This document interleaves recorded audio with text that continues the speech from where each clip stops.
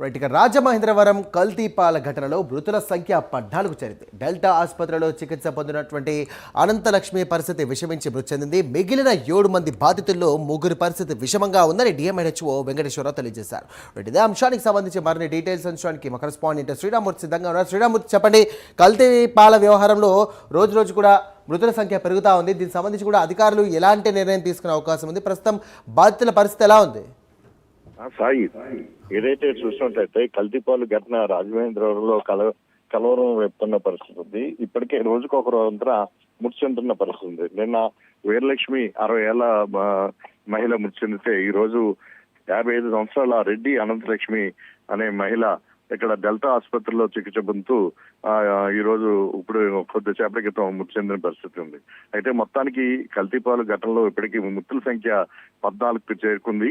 అయితే ఇంకొక 6 పరిస్థితి కూడా ఆందోళనకరంగానే ఉంది. అయితే అందులో 3 డయాలసిస్ లో, మరో 3 వెంటిలేటర్ మీద చికిత్స పొందుతున్నారు. అయితే వీరు పరిస్థితుల్లో కూడా 3 పరిస్థితులు కూడా ఇంకా విషమంగానే ఉందని చెప్పొచ్చు. అయితే గత నెల 24వ తేదీన డెల్టా ఆసుపత్రిలో చేరిన అనంతలక్ష్మి చికిత్స పొందుతూ మూత్రపిండాల ఇదే అవటంతో ఫెయిల్యూర్ అవటంతో ఆమె ఈ రోజు చనిపోయిందని చెప్పేసి డిఎంహెచ్ఓ ఇక్కడ వెంకటేశ్వరరావు కూడా అధికారికంగా ప్రకటించారు.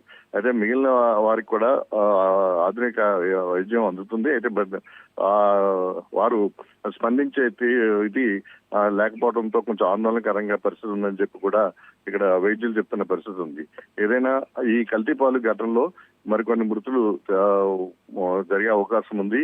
పరిస్థితి కూడా వాళ్ళ పరిస్థితి అయితే ఆరోగ్యం క్షీణించడం వల్ల వైద్యులు కూడా బంధువులకి పరిస్థితిని కూడా వివరించిన పరిస్థితి ఉంది. ఈ నేపథ్యంలో చాలా ఆందోళనకరమైన పరిస్థితులు బంధువుల్లో నెలకొని ఉన్నాయి.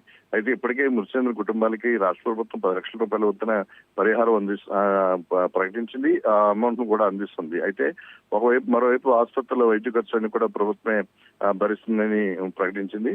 ప్రస్తుతం అయితే ఈ కల్తీపాలు ఘటన ఇంకా ఆందోళన కలిగిస్తున్న పరిస్థితి ఇక్కడ కనిపిస్తుంది. సాయి, శ్రీరామూర్తి.